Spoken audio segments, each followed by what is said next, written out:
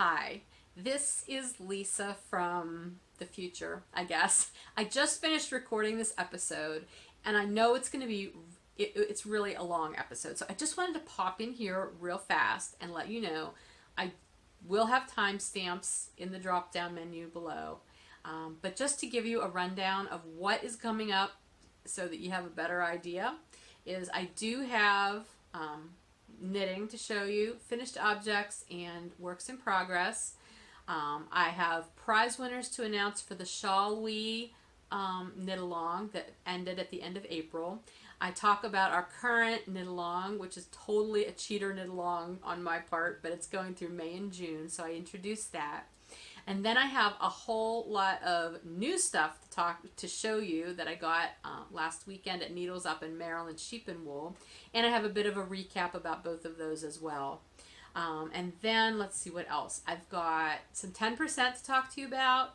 And then I've got shop news. And there will be a shop update this coming Friday, which is May 11th at 6 p.m.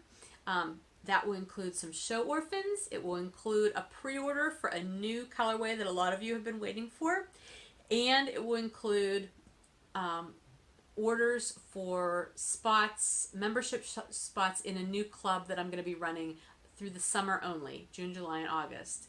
And then just a little bit of extra shop news after that. So that's just a little capsulation of what's coming up. So if there's things in there that you maybe don't want to watch the whole thing of, you'll know right now at the heads up. Otherwise, I hope you enjoy it. Grab some coffee and some knitting and join me, and we'll see you at the end. Bye. Hi, welcome to 90% Knitting. This is episode 280, and I'm Lisa, your host, also known as Fiber Nymph on Ravelry and Instagram, and I will put my screen in here that shows you how you can get a hold of me on social media if you'd like.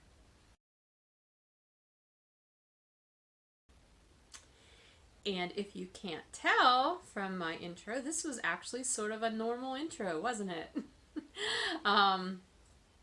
Yeah, this is going to be a regular episode. It's been a while. I actually have show notes and everything. I was sitting down to write up my show notes this morning, and I went into my computer file where I keep show notes and such, and I realized March 1st was the last time I did an actual regular episode that actually had full show notes and everything typed up. So it's been a crazy spring. But here we are, and it is spring. Look, everything's green. There's no snow out there, although less than 2 weeks ago there was still some snow. We're not going to talk about that though. I feel really, really out of practice, I gotta tell you. It's funny, the last video that I did, if you watched, was the little handheld one, like 10 minutes long, of me just probably making you motion sick. And I had to laugh in that one because I said at one point, oh, I can't imagine any reason why I won't be able to do a regular video next week. I have no idea what I was thinking. Like, I was insane because I was getting ready for Needles Up. I was trying to get a club shipment out. There was no time to do a video. But, yeah, Needles Up is over. I'm going to talk a little bit about that later on. Excuse me. Good show. Wonderful show. Great experience. Lovely people. Maryland Sheep and Wool was last weekend. And I have a little bit of a breather today. I still have to work. I've got dyeing I'm going to be doing later today. I've got some custom orders that I'm going to finish up. Excuse me. Just getting a tickle in my throat all of a sudden. Anyway, yeah, some custom work I need to finish up today. And, you know, I've got another show in 2 weeks, and then I've got another show 2 weeks after that. So my workload is not significantly less, but compared to what it's been the last 2 weeks, getting ready for Needles Up and club shipments and stuff, it's definitely lighter this week. So I am so thankful to be able to just relax a little bit from the pace I've been keeping. And it was also just really nice to be away last weekend. But again, I'm getting ahead of myself. I'm going to try to keep this on the regular course of things. I will, though, share with you my new mug. I posted this to Instagram this morning. Here, if you can see, I don't want to spill the coffee, but can you see the monster face?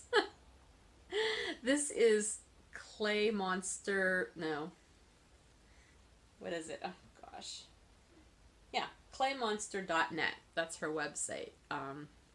The woman who makes these does so much, just fabulous work.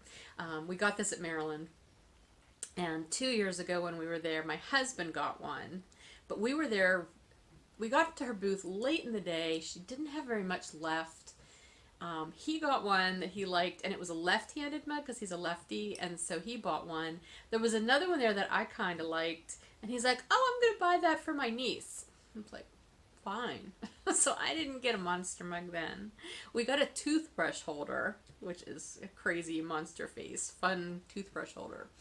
But anyway, this year, this was one of my only things that I said I was definitely going to do. I was definitely going to get myself a mug, and I did. So I have my monster mug now, and I'm very happy. He's very cute.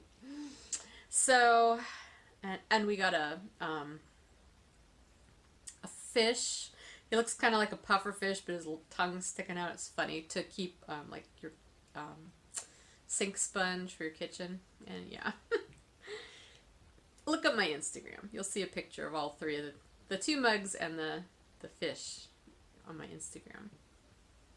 But anyway, again, I'm jumping ahead because I'll share with you things that I picked up at Maryland later on. But let's talk about knitting first. And I'll tell you what I'm wearing, actually, before we start, although I may not need this on the whole time because it's getting warm in here. This is my Color Affection shawl that I knit back in 2012, which it's funny because I've really not worn it very much. I knit it specifically to have it as a show sample, and it was a show sample on my display for at least, oh my gosh, it would have had to have been like 4 years maybe? 12, 13, 14, 15, 16, more than 4 years. I took it to shows because I replaced it with my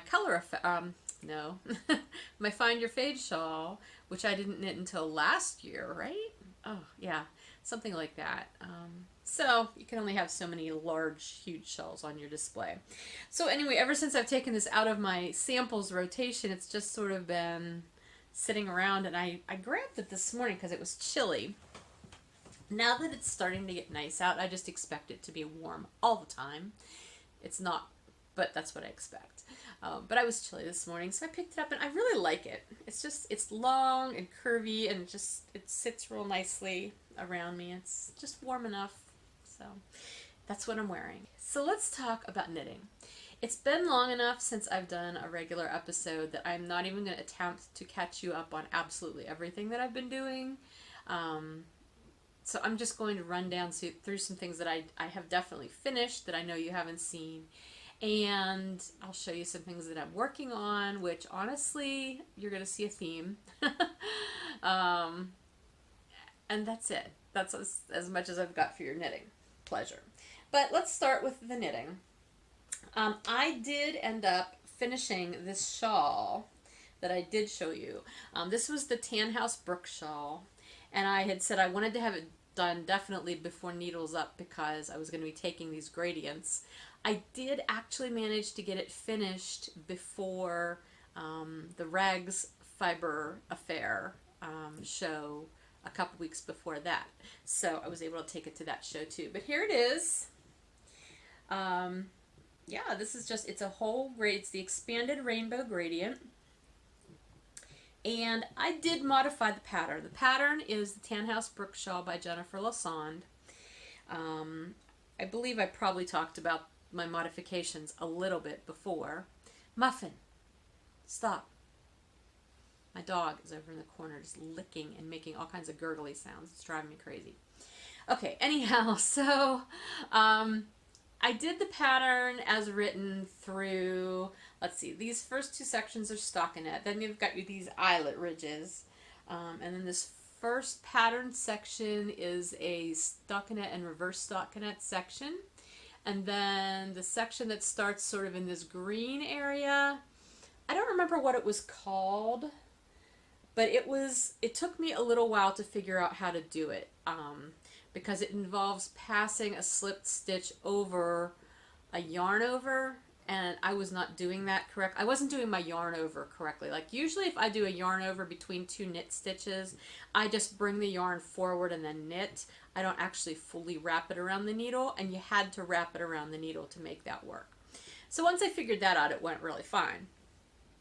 So there was that section. There was supposed to be another section of this after that. I omitted that one because I knew I wasn't going to have enough yarn to do the whole pattern as written. So then the next section was supposed to be, let's see, what was the next section supposed to be? I forget. Oh, the next section was supposed to be garter stitch, and I didn't want to do garter stitch, so I substituted seed stitch in here. And then I think there was supposed to be another garter stitch section, then another eyelet row, and then you finished with garter, which I did finish with garter. I think that was sort of the way. I'm not trying to give the whole pattern away. It is a paid for pattern. So if you want to know all the details of everything you're doing in there, you need to get the pattern. But anyway, I just changed it up enough that I substituted and I eliminated some sections so that I could do it with my 400 yards of my bounce space. And it worked out fine. I think I ended up with maybe like 2 or 3 grams of yarn left. I thought I was getting gauge on this as I was knitting it. And once I bound it off, you know, I measured, and my stockinette was getting the right number of stitches. I think you were supposed to be getting 17 stitches over 4 inches, and that's what it was measuring. But once I blocked it, oh, things were much different. I think I ended up with like 12 stitches over 4 inches, which is a huge difference, which is why I ran out of yarn so much sooner than I should have. Now, I do believe the pattern, I think the pattern said you could do 400 yards in the fingering weight. But again, my gauge was quite off. But honestly, I really am glad it was, because I like the size that I got. It's an elongated triangular shawl, which is my favorite shape of shawl. But I like how big it blocked out to be. I don't mind that I had to modify the pattern. And I think had I gone down, needle says it, because I believe I knit this on US 5s. No, 7s. 7s?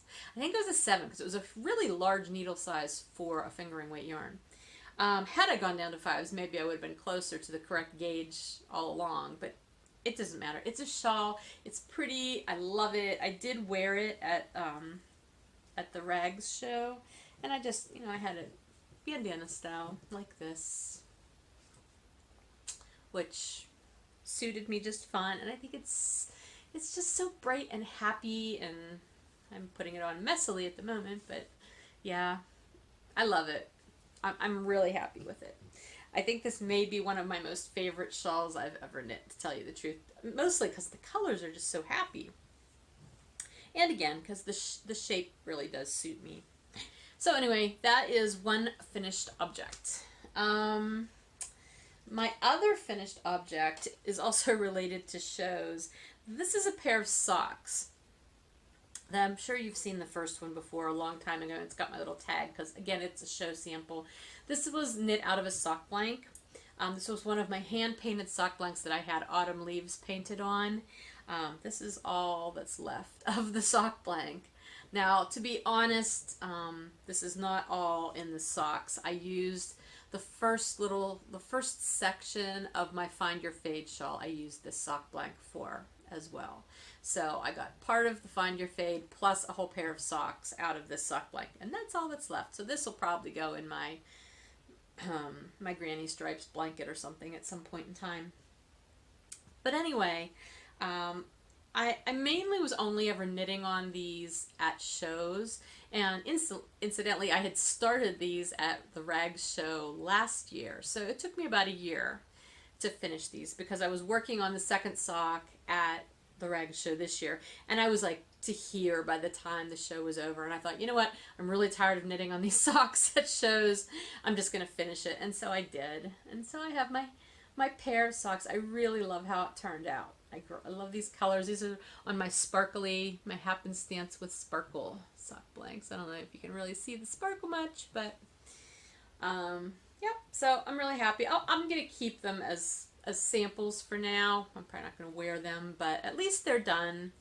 And I can work on another sock blank sock. I've said it before, I like to have a sock blank sock on the go at shows because a lot of people who come to shows don't really know what you're supposed to do with sock blanks. They think they're scarves that you're supposed to finish in some way.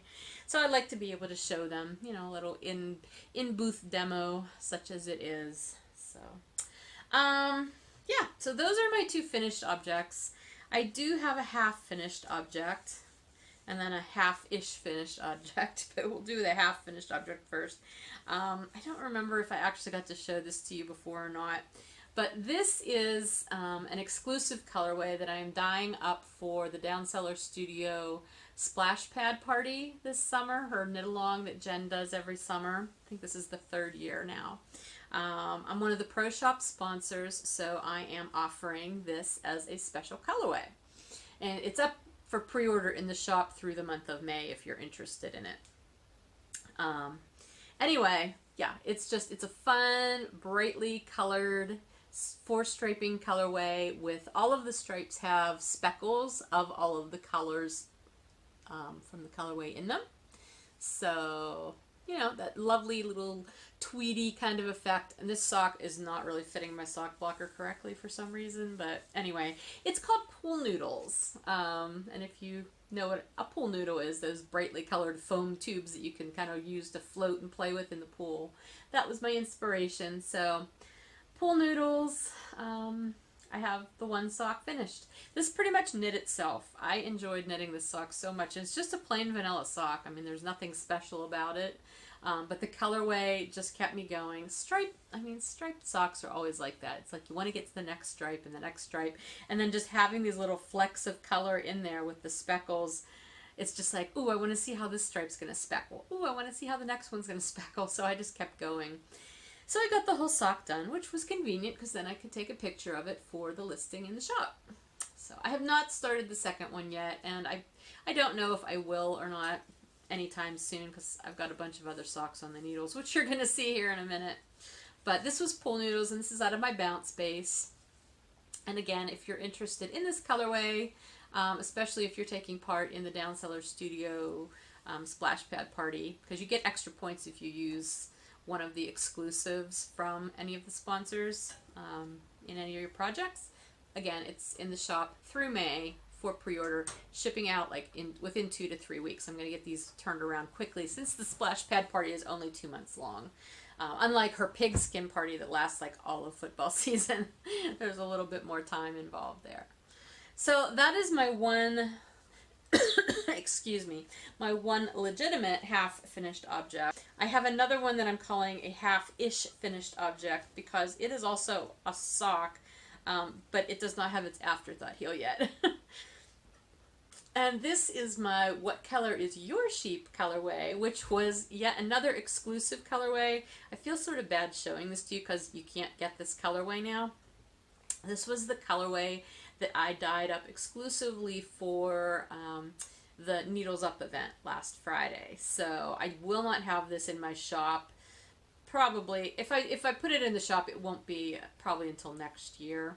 But anyway, it's a 6-stripe colorway, and it was inspired by, do I have it in here? I do, but it's way over there. The logo, the Needles Up logo, the really colorful sheep. These were the colors of the sheep, so I did up the colorway, and I had sets of these available at Needles Up last week, so, and they all sold out. Yeah, so it was funny because I had this mostly knit, and then I had like maybe another couple of inches to go plus the toe, and I finished it in the car on the way down to Needles Up on Friday, but I only had about an hour left in the car. It was a little less than an hour before we were going to get there, and I thought, that's not quite enough time for me to know that I can put the heel in. And like once you cut in an afterthought heel, you're kind of committed. And I didn't want to have this on the table with half of an afterthought heel done. So I just left it like this, and it worked fine. But I will put the heel in it eventually. And again, I don't know when I will knit the second sock. I mean, these are good socks to have on the needles just for plain vanilla socks that you want to knit and not have to think about.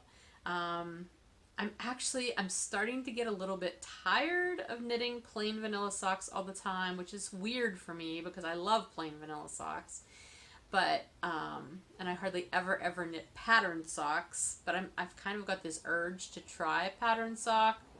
Not like try it, like I don't think I can do it, but like to cast on a patterned sock for something different, because I just feel like I always do self-striping plain vanilla socks, or sometimes I do ribbed cuffs. If they're for my husband, I usually do ribbed cuffs because he likes those.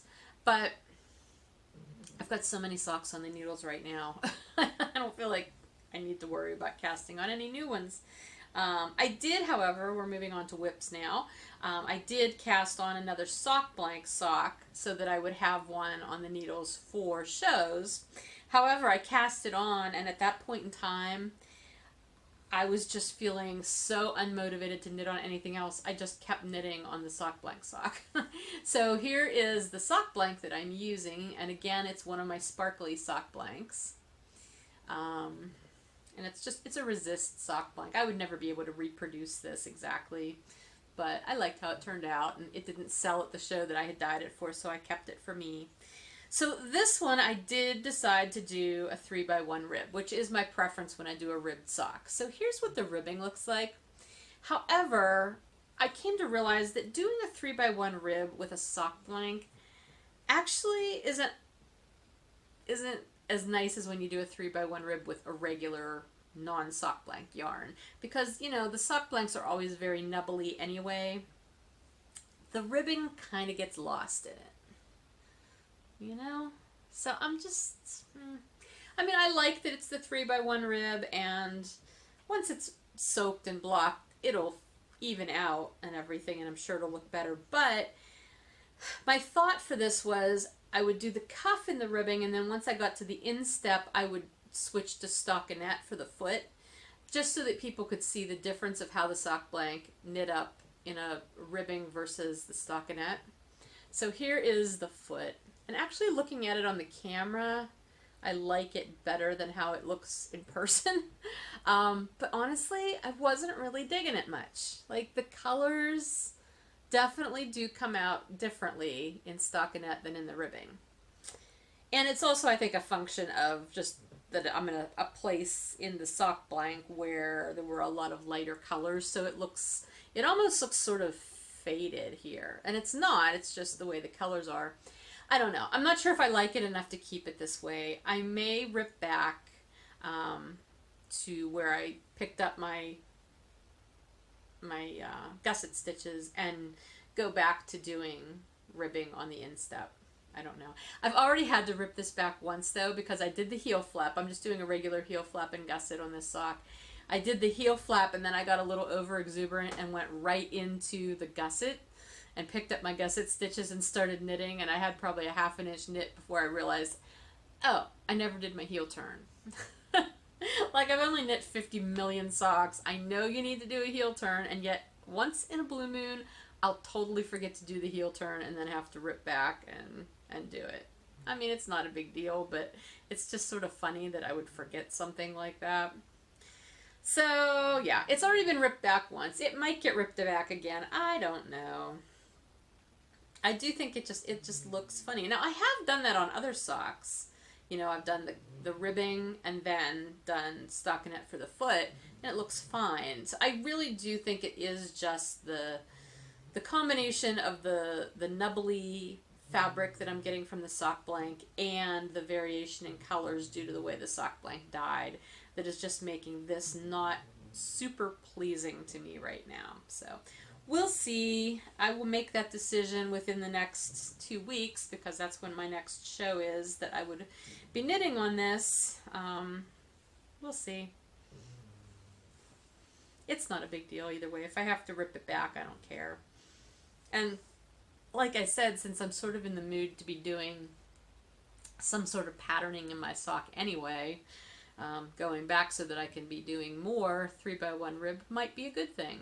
So we'll see. I'm tossing everything onto the couch across from me in case you're wondering why I'm just whipping it. Yes. Okay, so there was that. What else do I have? Oh, I also worked on my, I don't know, oh yeah, I do have it in here. I've been working on my 7th year stitch sock, which was my sample that I was knitting up to show the stitch pattern. This was yet another exclusive colorway for my 7-year anniversary this year, which almost all I have 2 more skeins to go out. So if you haven't gotten your skein, you were one of the last people who ordered, and they'll be going out this week. At any rate, yeah, I'm down here. I'm going to finish this blue stripe, and then I'll do one more of the speckled stripe, and then I'm going to do the toe in this color.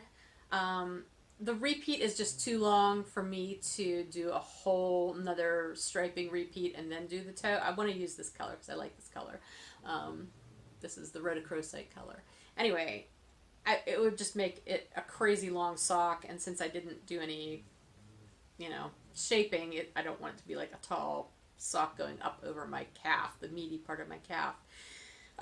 So yeah, the toe will be a little bit out of color order, but anyway, that's what I'm going to do. I'm going to put this rhodochrosite color in for the toe and for the heel, and wherever the heel hits, it hits. I don't care. But I'm getting close to being able to do the toe anyway. So that's it. I told you were going to see a theme in my works in progress because it's pretty much been all socks. That's all I've had the brain power to do for the most part, with one exception, and I'll show you that now.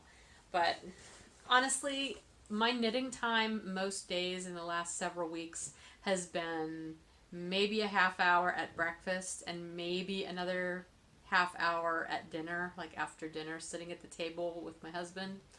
But that's it. Like, I have had no extensive knitting time at all, and I haven't spun in eons, so it's a season, it's fine. Anyway, I haven't even had some, car knitting. The only car knitting I did this weekend was working on that sock on my way down to Needles Up, and when we were driving back from Maryland Saturday night, I didn't knit at all. Isn't that weird? I read. We're still reading the Shackleton's whiskey book, and we're almost done, but I read almost the whole way home, so until it got dark, and then I couldn't read. But anyway, the other work in progress is my Sonder shawl, which, remember, I was saying, oh, I think I'm going to just frog this. Well, it was sitting here, and I intended to frog it, but then I just kept working on it occasionally, and I was kind of enjoying it. So I got through the first color. I am going to do a color block thing. So this is the first color, which, again, rhodochrosite. I'm loving this color. And now I've moved on to this color, which is my Merlot color, and I'm going to do the next section in Merlot. I don't know what my third color is going to be. It's not going to be any of the colors I originally dyed. If you remember, I had a bunch of different skeins. They were all actually very similar colors to the ones that I used for 7th year stitch. But I didn't like them all enough to do in one Sonder shawl. It just wasn't going to work out. I talked about this several weeks back. Anyway, I really like this pattern. It's an 8-row repeat to do this pattern, and it's quite memorizable at this point for me. Depending on how long I wait between sessions of working on it, I sometimes have to, look at the pattern for the first round or the first repeat, and then I'm like, oh yeah, okay, I remember what I'm doing, and then I can just keep going, and it does go fairly quickly. I did 18 eyelet, I think 18 or 19, I'm pretty sure 18 eyelet rounds, or 18 repeats. So I've got 18 eyelet rows in rhodochrosite. I won't have enough to do 18 in Merlot because, they're getting wider, so it's taking up more yarn. And then whatever my last color will be even fewer. But that's okay, because I'm saving enough yarn so that, because you put tassels on this 3 tassels, and I want to have enough of each color yarn to put in the tassel. So I haven't weighed this. I'm not exactly sure how much this is left, but this is probably somewhere between 1/4 and 1/3 of the skein that I have saved to do the tassel. Because tassels kind of take up a lot of yarn. Anyway, so I'm working on that, and this is a Helen Stewart pattern, the Saunders shawl. It was written to be knit with, I believe, an Aran or a maybe even bulky. I don't remember. I didn't want to do it in a heavyweight yarn though. I wanted to do it in my worsted weight. Eventually it will be a show sample, but for right now I'm just sort of enjoying it as something different than plain stockinette socks. But that's it. That's all I'm working on. Like, I haven't worked on any sweaters. My arboreal is still languishing, and I have the feeling it's probably going to continue to languish through most of the summer, unless I get hit one day with the urge to just sit down and do nothing but knit on that until it's done. But working on a woolly worsted weight sweater in the middle of summer when you don't have air conditioning isn't really what you want to do. At least it's not what I usually want to do. So I don't know. We'll see. We'll see where that goes.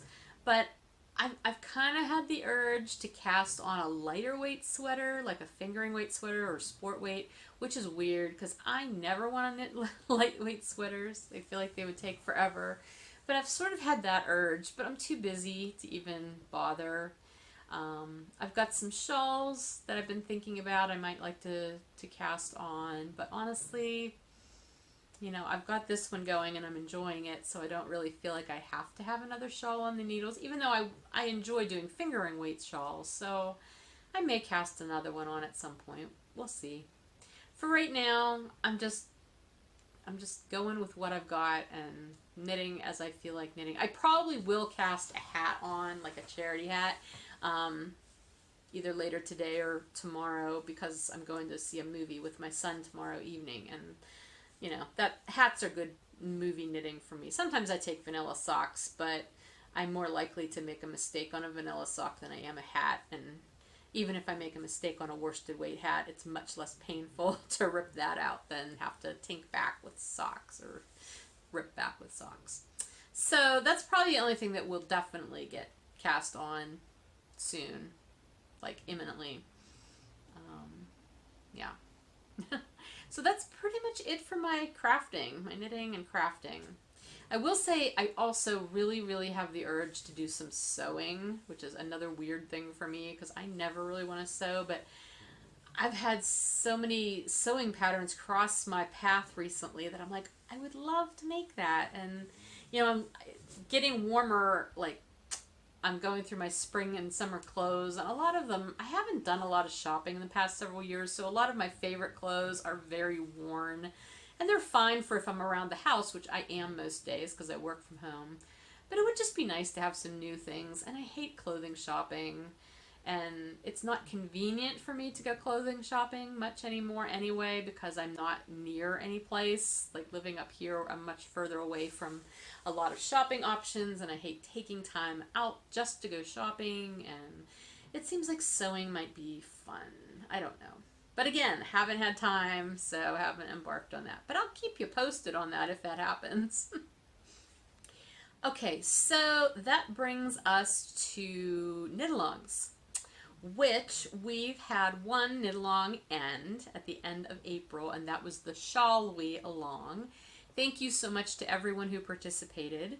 I did do random number generator to choose the April winners, who I will announce momentarily, but let me tell you what the prizes are first.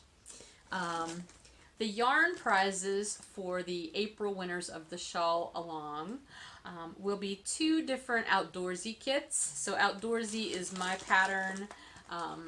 It's a headband, neck warmer kind of pattern. You can do it either with worsted weight or with fingering weight, and it's got 4 different ways that you can wear it. These are kits that include the yarn and the pattern download code, so you're good to go. And once you have the pattern, you can do it with, you know, scrap yarn, you know, leftovers in either weight, because the pattern has both directions and for both. These kits are both worsted weight ones though, So I have two different ones that you can choose from if you're one of the winners. The one is the Margarita Swirl colorway with bright green as the semi-solid that it's paired with. And the other one is my 7th year stitch colorway, actually, with raspberry as the coordinating semi-solid. So those are the two yarn choices. And then the third choice, because I always like to give you one more choice than there are winners, just so that everybody has an option, is a pattern that was generously donated by Heidi Nick from Heidi Nick Designs. She designs fabulous sock patterns. So if you are someone who would like to knit something other than a plain vanilla sock and are interested in a really cool sock pattern, go check out her Ravelry pattern shop. She has dozens of lovely sock patterns. And she was kind enough to donate some download codes that are good for any of her sock patterns. So you don't have to pick just, it's not just for one specific one. If you're the winner and you would like one of her patterns, you can choose that as your prize, and I will send you the code and you can use that to download the pattern of your choice. So those are your 3 pattern options. And now the winners are, I did two, and I pulled them just from the April posts in that thread. Sorry, I have to move my show notes up here. The General Chatter winner was post number 104, and this was from posts 86 through 151. So post number 104 is Patty, who is Wombat Knitter. So congratulations, Patty. Please PM me and let me know which prize you would like. If you would like one of the outdoorsy kits, which one, and if you want that, please send me your full name and mailing address. Or if you would like the pattern download code, let me know that, and that will be your prize. And then the photo post, I didn't pick, random number picked, post actually number 151, which was the last post for April, and that is Sheila O'Keefe, who is Sheila. So congratulations, Sheila. She posted her photo of a finished boomerang shawl in really bright colors. It looks awesome. So I'm glad to have seen that. Thanks for knitting along, Sheila. And again, you too, please PM me and let me know what your prize choice is. Both of you tell me your top 2 prize choices, so that way you'll be sure to get one of them depending on who gets to me first and what your choices are. So either one of the outdoorsies or the pattern code. There's only one pattern code, so somebody's going to end up with an outdoorsy. Anyway, that's it for that. So thank you so much for taking part in the Shawl Wheel Along. Everybody, I loved seeing your posts, even though I didn't get to post very much. I enjoyed looking at everything. The thread is still open, so if you're still wanting to talk about your shawls and everything you're working on, please continue to chatter there. It's just not stickied at the top of the group anymore. I did go ahead and start the May-June knit-along thread. Before May got here, I just hadn't podcasted to announce it, but it was open and active in time for May 1st. And I have to tell you, I'm kind of cheating because, again, with everything being as crazy and busy it is with the shows and still with the house stuff, which I'll get you up to date on that too a little bit later. I just don't have the time or the brain power really, or the energy to devote to really putting together a good knit along of my own. So I'm cheating, and we're doing the everybody else's knit along. You can read the full details and guidelines in the thread. The thing is, there aren't really a lot of guidelines. Basically, if you are participating in anybody else's knit along, you can double dip and contribute them to this knit along as well. That's what it's going to be. The only real stipulation is, well, there are a couple. One, it doesn't have to be podcast related knit along, but it does have to be a knit along where all of the guidelines for the knit along are posted in a Ravelry group so that I can see what they are, and that way I can verify that whatever you've entered actually does qualify for another knit along. That's sort of basic. So it has to be a Ravelry group-based knit along, or at least the rules have to be on Ravelry. for that knit along. And the other part is the knit along, whatever knit alongs you're going to knit along with, have to be actively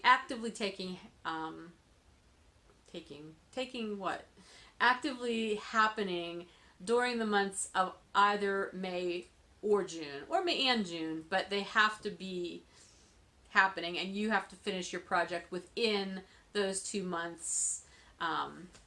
You know, I'm saying this so poorly. As long as whatever knit along you're working on is active during May and June, you can use it for our knit along in May and June. But if that knit along that you were working on ended in April, but you want to submit it in May or June, no, you can't do that. They have to overlap, is my point. So, same way, if the knit along ended in May, you have to post it in our group in May. You can't wait till June to post it. It has to follow all the guidelines for the other knit along rules in order to qualify for our knit along. Does that make sense? It can be a crochet along, it can be a spin along, it can be a weave along, it can be a whatever along, as long as the guidelines are posted in our Ravelry group somewhere that you can link to whenever you post your submission, and it has to be taking place in May and or June. That's pretty much it. That's for the guidelines. I'm trying to think. I don't really think I had anything else posted about that much. There's one thread. I thought maybe I would do a finished object thread too, but I'm not. I'm going to just keep it simple. There will be the one thread for the knit along, for the along, everybody else's knit along. I'm calling it a knit along, but again, any of the crafts are fine. Any of the fiber crafts. If you have questions, post them in that group or post them in the episode thread and I'll clarify. But as you can see, I'm not doing very well with the words and the description. So it's probably best that I'm letting other people plan the knit alongs and I'm just piggybacking on them, whether they know it or not. Okay, let's move on before I babble any more about that. New things. Oh my goodness. I may not be knitting a lot, but I do have a whole lot of new things to show you. And I know I'm not going to be able to show you absolutely everything that I've purchased since I last showed you new things. But I have a bunch. And I have these here, and I don't think I got to show you this. This was a woolly thistle purchase that I made a while back now. This is the Einrum yarn. I don't know. You've probably seen it on other podcasts. It's an Icelandic wool and Thai silk, which I think is a really cool combination. And I wanted to try this. And after I bought this yarn, oh boy, I bought this.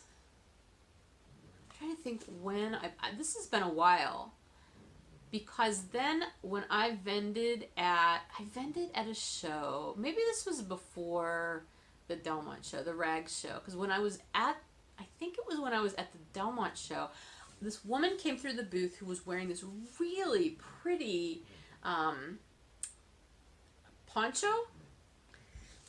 And I thought, oh, this yarn would be perfect for that. But I'd already ordered it, and I'd only ordered 2 skeins. And that's not going to be enough to do a poncho. So I may swatch with this yarn for the poncho. I can't remember the name of the poncho right now. But I may swatch with this. And if it looks good, I may try to get more of this. Or I might try to get a couple different colors and do it maybe in a color blocky kind of thing. I don't know. I don't need more yarn, but I'm really intrigued by this. Because, you know, Icelandic is such a toothy wool. And then to add silk to it just gives it this little bit of luxury that I think will just be really neat. And it's you know, it's got that toothy feeling. You know, you definitely can tell it's a woolly wool. But it's not super scratchy or anything. And I mean, I like Icelandic wool. You know, I knit my hero out of Icelandic. And yeah, so I don't know. But I've had this for a while and it's been in here. And actually I ordered this along with the Shetland Heritage book that you've probably seen on a bunch of other podcasts. It's that big fat tome of a book. I don't have it in here to show you because it's on my nightstand. I've been kind of looking at it at bedtime. But I did order that as a that was quite a splurge, quite frankly, because that was a pricey book. But I was really intrigued by the book, and anyway, so yeah, book and yarn. Everything else I'm going to show you though. Oh, I don't think I even brought everything over. Maybe I did. I don't know. Everything else I'm going to show you is stuff from last weekend at Needles Up and then at Maryland. So I'll start with Needles Up. First of all, Needles Up was a fabulous market. I enjoyed so much being a part of it. I felt like, I'm like, why did they ask me? All these people are so wonderful. I mean, I'm not trying to be self-deprecating, but it's like, I don't know. It was such a wonderful group of people, and I really felt honored to have been invited to have been a part of it. I'm also very excited that I get to be a part of it in October, the one that they're going to be doing prior to Rhinebeck. So I'll get to go to Rhinebeck this year and that. Anyway, so it was Legacy Fiber Arts was there. Tuft Woolens was there. The Classy Squid was there. Sucre Miniatures. And the Fat Squirrel. So we were the vendors. And sadly, I did not get anything from the Classy Squid. Her fibers, she was vending fiber. Beautiful. I kept looking at it. She was farthest away from me in the room, which was a small room, so that's not saying a lot. But, well, not a tiny room, but, anyway, she was catty corner for me. And I just kept looking at it. I thought, oh my gosh, I have so much fiber. I cannot buy more fiber. And so I was really good, and I did not buy fiber. But I felt bad because I really kind of wanted to get something from everybody that was there. And I apologized to her. I said, I feel bad I didn't buy any of your fiber. But anyway, it was a busy day, and it was hard to get around to everybody's booth because there was people in my booth pretty much all day. Anyway, I did get some wool wash from Tuft in the sweet lime color and the red currant and mandarin color. And I know showing them to you doesn't do a thing about giving you the scent, but gosh, they smell so, so good. I had one cake of her wool soap one other time, but I gave it away as a gift or like in a swap or something, so I never got to use it. So these are for me. I'm going to use these. So that was one of my purchases. I got some Legacy Fiber Arts yarn. I've never had any of their yarn before. Sue is such a sweetheart, and I loved getting to meet her finally. But this colorway was like on the edge of her display because she was to the left of me on the next wall over. I was kind of in a corner. And so I saw this yarn there almost all day, and the colors, like I could see this side of it. I'm like, oh, I need that. And she had it on different bases. I chose this, which is a DK, and it'll make a fabulous single skein project. It's called Kirk, and I believe that is from their Gilmore Girls collection. So anyway, it is their DK weight, 75-25, superwash merino nylon.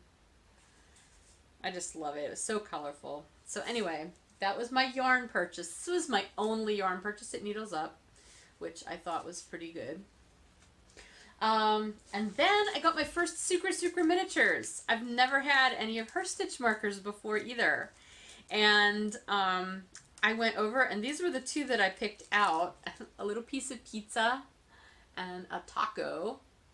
And when I went to pay her, she's like, do you want to do a swap? And I'm like, okay. And so she came over and she picked a skein of yarn, and she's like, oh, well, your yarn is more than my thing, so you get one more stitch marker. I'm like, okay. So I went over and I got this. It's a little sheep, and this was one of her exclusives that she did for Needles Up. So anyway, just super fun. Her little things are, her work is so detailed. I'm always in awe of anybody who can do this. I always talk about Maureen from Victorian Studio, how detailed her work is. Well, Chelsea is just as beautiful, just so detailed and lovely. And I just, so glad I got to see these in person finally and get some. And then on the other side of me was Amy Beth with all of her beautiful Fat Squirrel fiber bags. Oh my gosh. There was, like, I had to keep myself in check because I don't need a billion bags. There was one bag there that I was so tempted to get, but it was small, and I really am trying not to buy small bags because I've got a lot and I don't need anymore. But I do like her larger bags.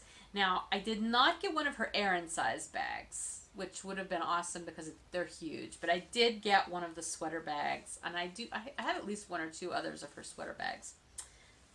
But check it out. You know, when you first look at it, it's like, oh, look at the flowers, and then you realize they're hedgehogs. Hedgehogs. Aren't they adorable? Oh my goodness. So yeah, I had scoped this out pretty early on in the day, and I had to get it. So, and it's got a contrasting color bottom, and the inside is just, you know, the plain color, which is fine. Her bags are beautiful, such wonderful work, and I love them so much. So, anyway, that was it. Those were my Needles Up purchases, and I thought I did pretty good holding myself in check at Needles Up, because I could have done a lot more damage from, might not have been a ton of vendors, but they had a lot of really awesome stuff. So anyway, then Bill and I went to Maryland Sheep and Wool on Saturday. Needles Up was Friday, we went on Saturday. And I did have some specific things that I knew I wanted to get, including my mug, which I got. Bill and I actually did shop, and we did some gift shopping while we were there. I think it's funny. Bill loves going to these fiber festivals, like the big ones, Maryland and Rhinebeck, and shopping. He likes to shop, but he's there with a mind for gifts. So it's not necessarily like yarn or fiber that he's looking for, but it's more the other related crafters. He did buy me something that is non-fiber related, that he's like, well, do you want this? Because I was looking at it, I'm like, oh, that's really pretty and I like it. And he's like, well, do you want me to buy it for you? And I'm like, it was sort of pricey. And I'm not going to tell you what it is. I'll show you once I get it. But I told him he needed to keep it for my birthday, because he'll just buy me stuff and it's like for no reason. I'm like, that's like a lot of money. Just save it for my birthday. I don't know why I'm like that. I should say, sure, give me gifts. I deserve them. Anyway, so he did buy me something, but I told him he needs to hold on to it till my birthday, unless he decides to give it to me for our anniversary or something. I don't know. So he bought that, and then we also ordered, I have to stand up for a second. Hang on.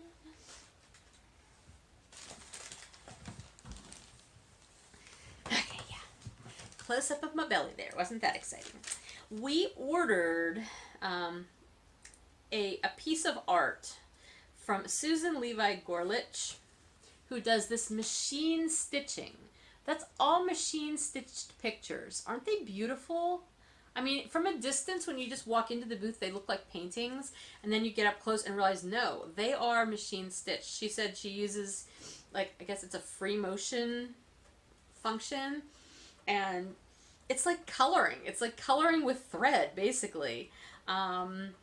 Anyway, we ordered a picture that's very much like this middle one on the top for my mom and her fiance for a wedding present. They're getting married in July. So she had one there that was beautiful and we liked it, but it was one of the super teeny ones and we kind of wanted the next size up. And so she's going to do that for us. So that was nice to be able to find a wedding present, because seriously, what do you get a set of 70-year-olds? They don't need a blender. You know, they don't need a salad spinner. What do you get them? So that was a nice gift. So we were able to get that. We also got, I didn't bring those over here, but there was a vendor who does stuff out of old spoons, you know, and we got these little bud vases. They're super cute. I'm going to send one to my mom for Mother's Day. And he bought one, I think, for his sister. He was going to send her just for a, you know, a little thinking of you gift. So anyway. But then moving on to the fibery things. Yeah. I had some specific things in mind, one of which I was more talking to people than anything I was going to buy. And then the other thing that I wanted to look for was stuff to try to play with some natural dyeing. Now don't get excited because I have no vision of ever doing like large quantities of natural dyeing for my shop, but it is something that I'm curious about and I know very little about, and I feel like for my own edification and kind of continuing education, I guess, I want to learn about it. So I did buy several different natural items from one of the booths, and I can't remember what their name is either. I'm sorry. Some dyes and mordants that I'm going to play with hopefully this summer. That's one of my things this summer. This summer I want to try to play with natural dyeing. I want to process some fleeces since I have so darn many. And I want to sew. Those are my 3 things over the summer that I really, really want to do. But other than that, I did make some purchases. One stop was at a vintage button booth. And again, I don't remember the name of this booth. But I got these 2 sets of buttons. All of their buttons are vintage. Some of them were quite old, like dating back into the 1800s. Gorgeous. And some of them were very expensive too. I got these just because I like wooden buttons and I thought these were really pretty and I can see me using them on something at some point. So buttons. And then let's see, where else did we go? We got to the Ross Farm booth and spent some time talking to Amy, but I did pick up the latest Making magazine, which is Making number 5. I don't subscribe to Making. I'm assuming maybe you can. I don't know. But if I get it, I usually do get it from Amy because she carries it. So anyway, Making number 5. And then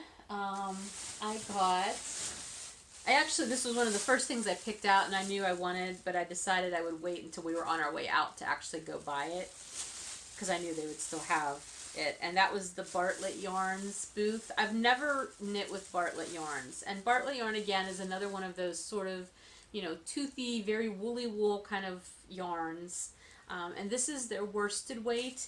Their yarns are not ball banded, and I'm just realizing that now, but it's 100% wool, and it is worsted weight. I don't even think they have colorway names, but it's like this real pretty heathered purple.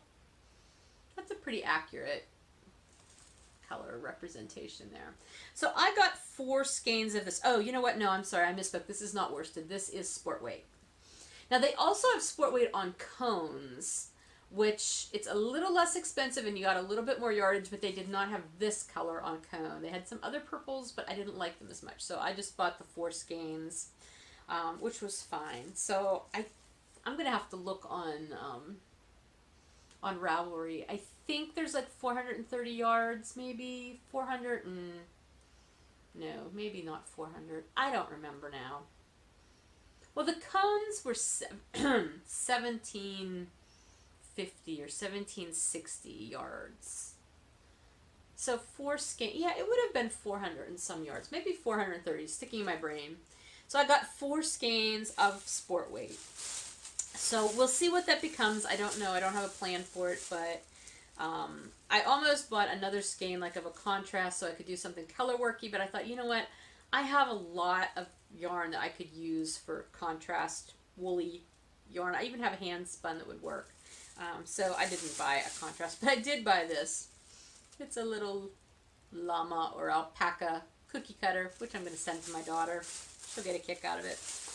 So there was that. And the only other thing, okay, you know I have a fleece problem, right? In the fact that I've got fleeces that I haven't processed. I currently own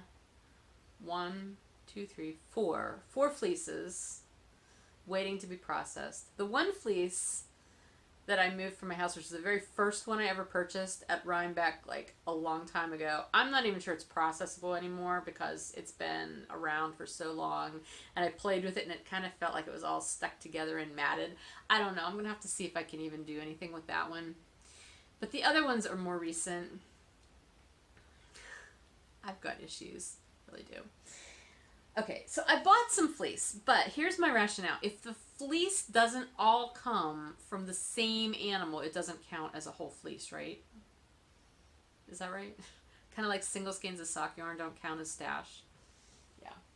Well, I went to the Spinning Loft booth, and I've heard of the Spinning Loft. It's in Silver Spring, Maryland, I believe. Yes, Silver Spring, Maryland. Here's their card. And they had, I think, 50 some different breeds, fleeces there. Now, you didn't have to buy an entire fleece. You could buy however much you wanted with a minimum of 4 ounces. And so that's what I did. But I bought a pound each of 2 fleeces and then 4 ounces of another one. Oh, and I can smell them now. They smell so good. So I'm going to just show you what I got. And oh my gosh, they're amazing.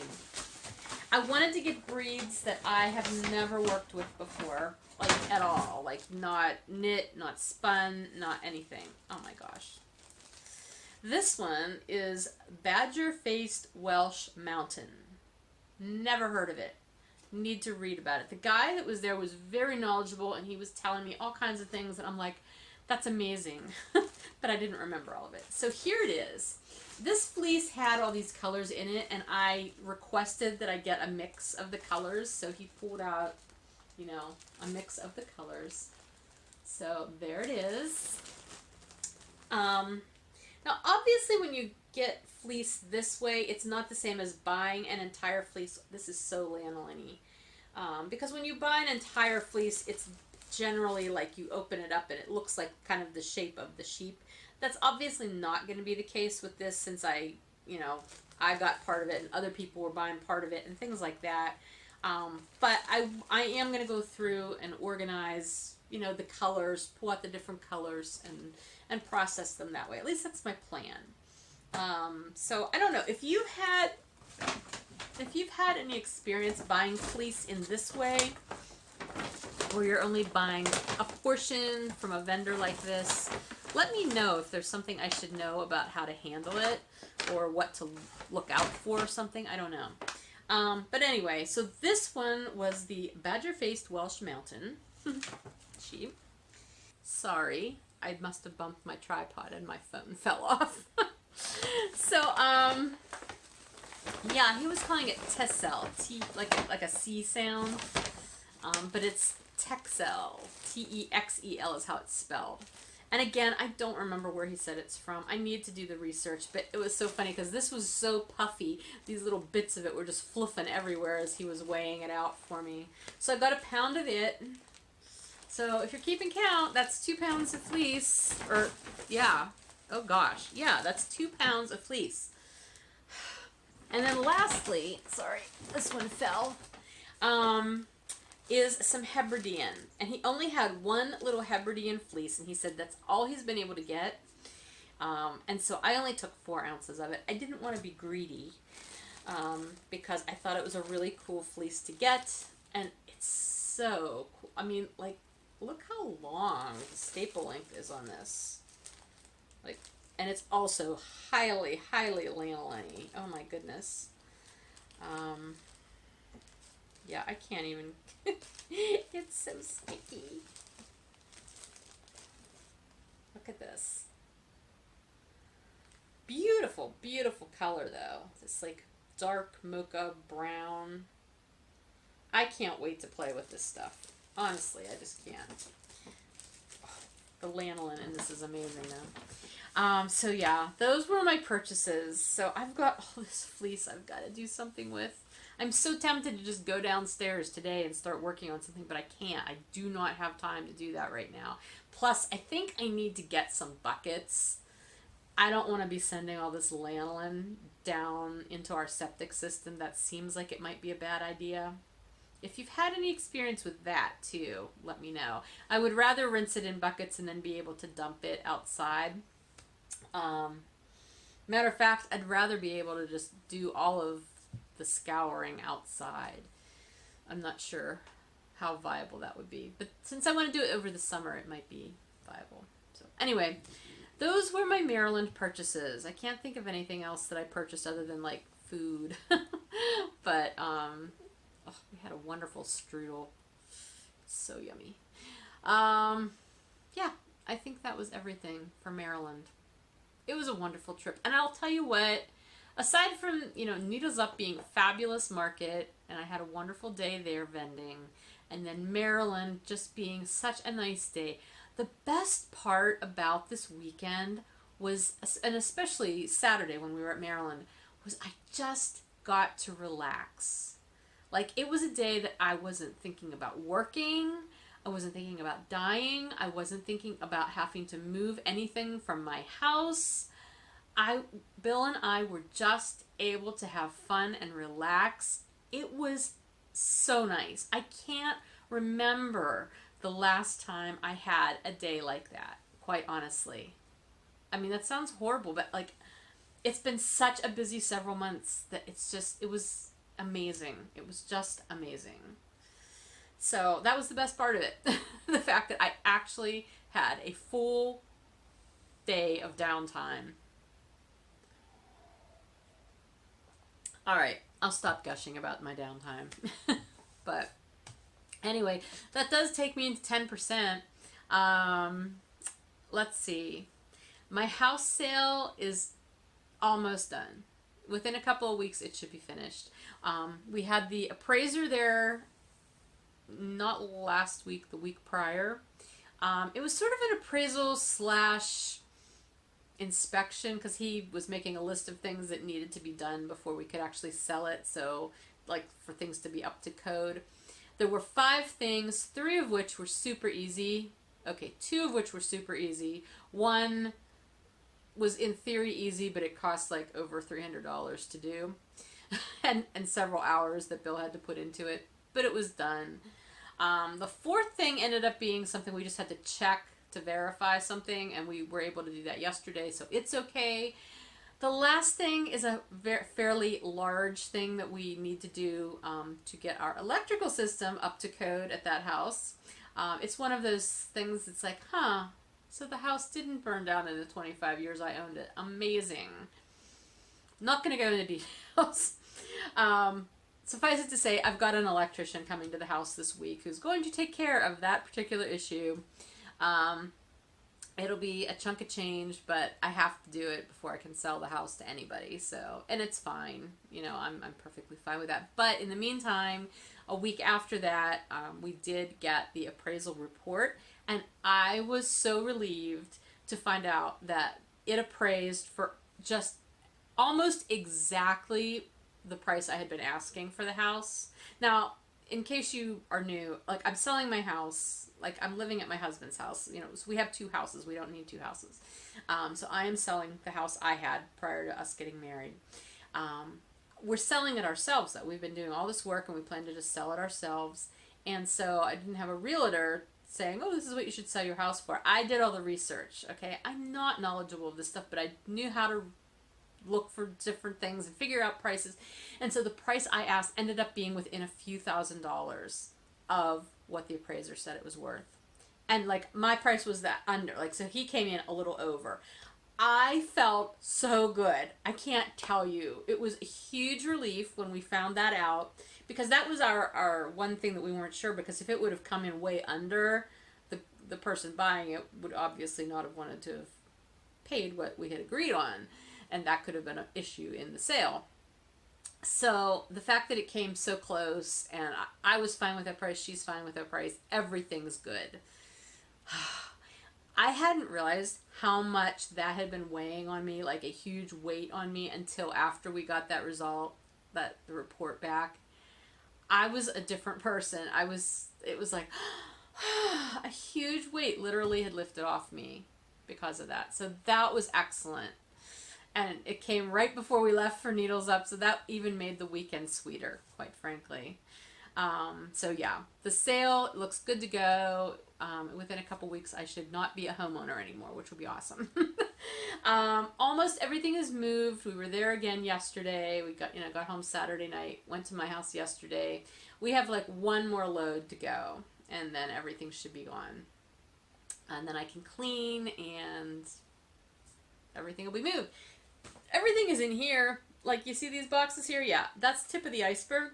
They're the whole room. You can't really see it, but trust me, that whole room is full of furniture and boxes. The shed out here that you can see, full of furniture and boxes.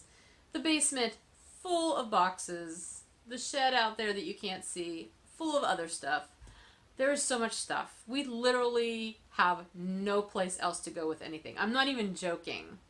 Like, we're unloading the trailer yesterday, and Bill's like, where do you want to put this? And I'm looking at him like, why are you asking me this? You know what space there is as well as I do. I mean, we've literally got stuff stashed on the front porch. I mean, obviously not good stuff, but stuff that is just like, we have nowhere else to go with anything.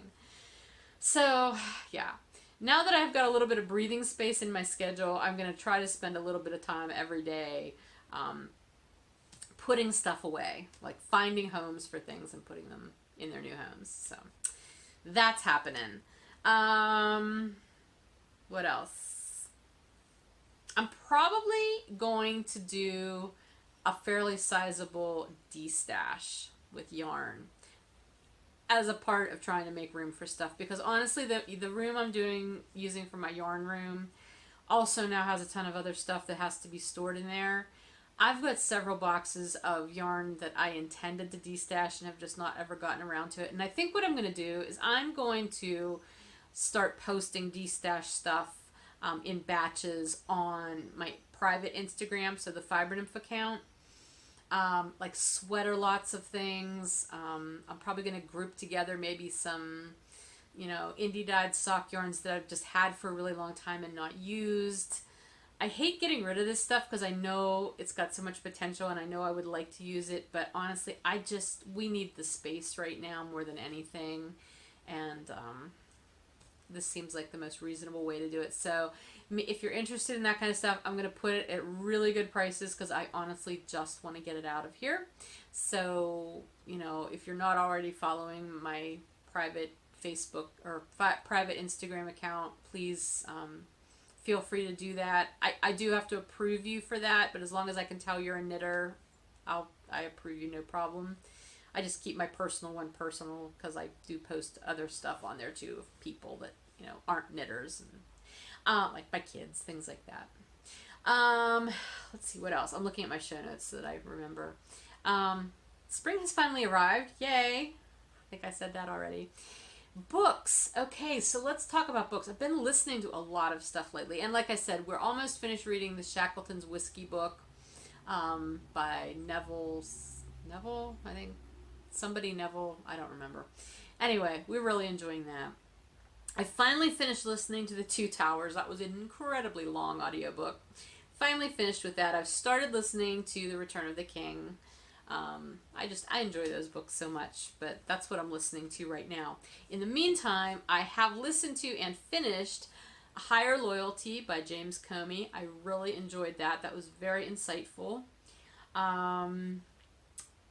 The Girl with the Lower Back Tattoo by Amy Schumer. I don't follow Amy Schumer. I really don't even think I've ever seen her in anything, but somebody had recommended that book, and it was good. I will give you the warning. It's not a safe to listen to around kids kind of book. Lots of swearing, lots of sexually related content, which I'm sure if you know Amy Schumer and her comedy, you would already know that, but I didn't. And I was fine with it. It was just like, ooh, okay. Probably won't be listening to that anywhere anybody else can hear it. But anyway, it was good. I enjoyed it. It was funny. And there was some serious stuff in there too. It was a very well-rounded book. I enjoyed it. Women Who Run with the Wolves by Clarissa Pinkola Estes. I've heard of this book before. It's been recommended before. I've read the description of it and I'm thinking, I don't know if that's quite my cup of tea. But for whatever reason, I finally decided to give it a listen. It's only a couple hours long. She almost lost me near the beginning when she referred to the zygote fairy. I really, really hope that was meant to be metaphorical. But there were other things in the book that really I liked and enjoyed and listened to and could relate to. So, enjoyed that. What else? Did I listen to anything else? No, that's it. I'm kind of on the lookout for some new fiction, but I don't know what kind. Like, I don't want something super fluffy romance. I don't want true crime kind of fiction. I don't want anything like super deep and literary, highbrow fiction. That's not my cup of tea. I don't even know what to say is my cup of tea with fiction, but I need to find some fiction. And I love memoirs, you know, that kind of stuff I love listening to. So if you've got anything you've listened to lately that you think I might enjoy, let me know. Okay, other than that, let's move on to shop news. I'm actually going to do a shop update this week. On Friday, the 11th of May at 6 p.m. Eastern, there will be a shop update. 3 main things going into this shop update. Number 1, there will be show orphans. I'm going to pull some stuff from the shop. I know I have like single skeins of a lot of colorways. I'm going to put some of those expanded rainbow gradients in the shop. What else? I'm trying to think. Probably a couple of sock blanks. I don't know. Self-striping, single skeins of self-striping, that kind of stuff will be going into the shop. So, excuse me. So you can be looking for that. Another thing that will be going into the shop will be pre-orders for, yes, Mountain House Spring. My Mountain House collection is finally complete. I was able to dye up a spring version of the Mountain House colorway this year. So excited. We had one day last week. I think it was my last dyeing day before Needles Up. It was beautiful out, and I was able to go out and take pictures because everything was blooming all at the same time, unlike last year when it was not. And I was able to get my inspiration pictures and put together the colorway. So here it is, and you know, it's got that mahogany brownish color, which is in all of my Mountain House colorways because it's representative of the house. And then all of the other colorways, and the listing will explain all of what the colors represent. But anyway, I only had 1 skein of it. I only had time to dye 6 skeins of it for Needles Up. All of them sold except this one. So rather than just put 1 skein of this new colorway up that I know people have been waiting for, I'm going to put pre-orders of it up. So as long as you don't mind waiting, you know, the 4 to 6 weeks to get it, you can get it. I'll have it up in several different bases, or the orders available in several different bases. Yeah, so finally I've got all 4 seasons of Mountain House, and I'm very excited because people have been waiting and asking, am I going to do a Mountain House Spring? Why, yes, I am. And I've finally gotten to do it. So, yay! Lastly, what's going to be in the shop update, and this is a little different because I've never done it this way before, I don't think, is I have a new club I'm going to be starting. It's going to be a 3-month club, and it's going to be June, July, and August. And it's going to be called the Summer Shenanigans Mini Set Club. So, yes, it's exactly what it sounds like. It's going to be mini skeins. There will be 1 set of mini skeins each of those 3 months. I usually don't do my clubs in months back to back like that, but because this is a summer club, all of the color sets will be themed around some sort of summertime activity. Obviously I want to get them out in the summer, so they will ship in June, July, and August, mid-month. All these details will be in the listing, but anyway, I'm doing this differently, and I'm kind of doing this as a trial. Because usually I do a questionnaire, like a Google Forms questionnaire for you to fill out if you want to try to sign up for my clubs. But how I'm doing this one, because I'm going to do a set number of these and that's it. I'll have listings in the shop for 12 spots for mini sets on Bounce and 12 spots for mini sets on Bedazzled, and that's it. Those are the only bases I'll be offering this club in. Once those sell out, then that's it. However, what you need to know is the club listings will be for the entire club. It will be for all 3 months. It will be at the discount that I always give when you pay for the whole club up front. But that's the only way I'm going to offer it as a pre-order. What I will do, however, is each month that the club ships, I will then put a few extra sets on each of those bases in the shop just as one-shot deals, so you won't have to commit to the whole club, but that will be a very minimal number of those. So just be aware that that's how this club's going to go. Each set will contain 6 20-gram skeins, And here's how they'll break down. There will be one that will be a self-striping colorway, two that will be a tonal variegated speckled colorway, and then three will be semi-solids that will coordinate with those other colors. They may or may not also be like tone on tone speckled semi-solids, but that's what you're going to be getting. I think that's probably the main thing you need to know. Like I said, I'll have all the details in the listings, but this is just a different way for me to offer a club, and I'm planning on doing it this way just to see how this goes, because honestly, when I do it the other way with the form, the questionnaire that you have to do in order to try to get a spot, sometimes that gets to be a little bit overwhelming, and I feel like this might be a good way to do it for this particular club especially. So we'll see how it goes. So you can be looking for that. As always with a club or a pre-order type item, if you're placing that order and you're buying in-stock items, please place those on 2 separate orders, because otherwise everything will be held. And the club, I would really, really prefer that you buy separate from anything else. But I don't ship in-stock items separately from pre-orders, so I just hold everything until it's all ready to go. So that's everything. The April installment of the Happy Hour Self-Striping Club did ship last week, so we've got one more shipment of that will go out in June. I hope you enjoyed April. I had so much fun doing it, and I cannot wait to do June for you. I'm really excited about June.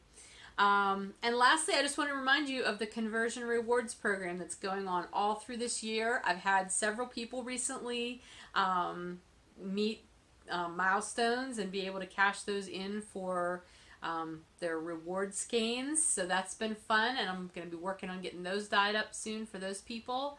So please be taking part. You can earn rewards. You get new yarn for every time you reach 500 grams of other yarn that you've used of mine.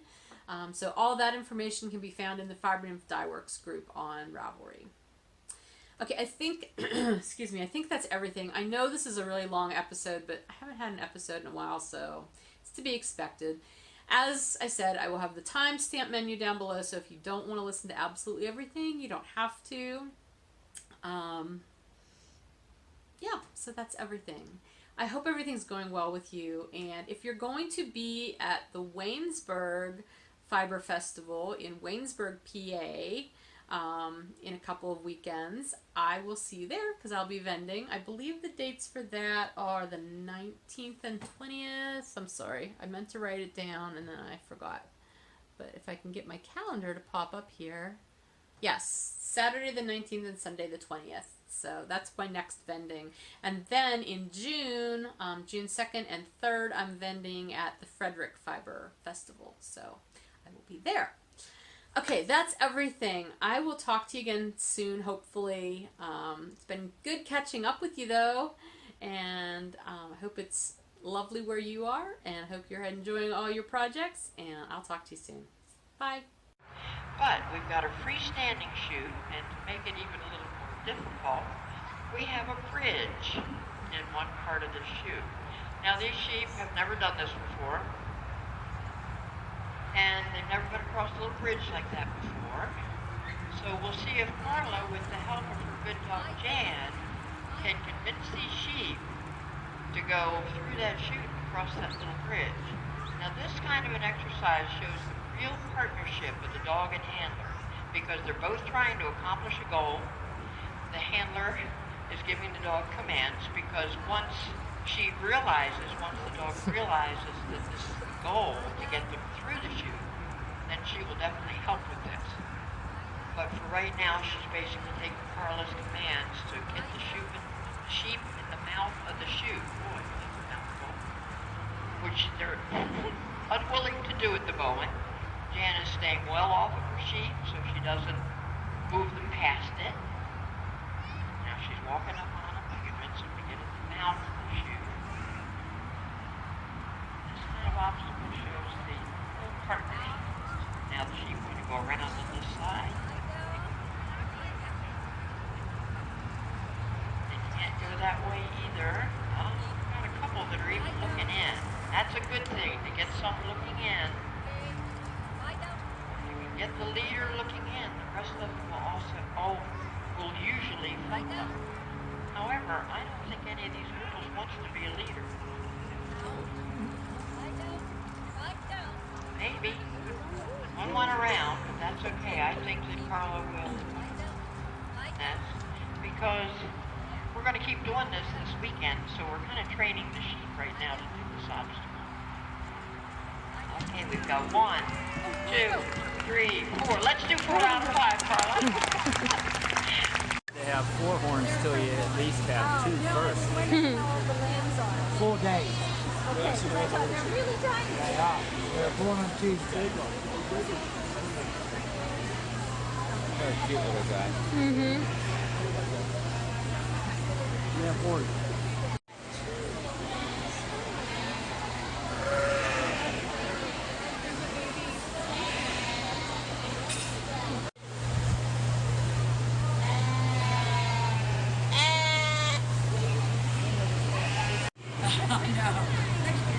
That's what we need for Max. Yeah.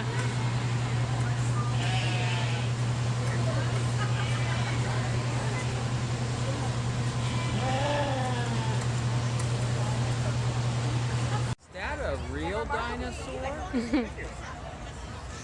get feedback. I have no idea what I'm doing. No, it looks great.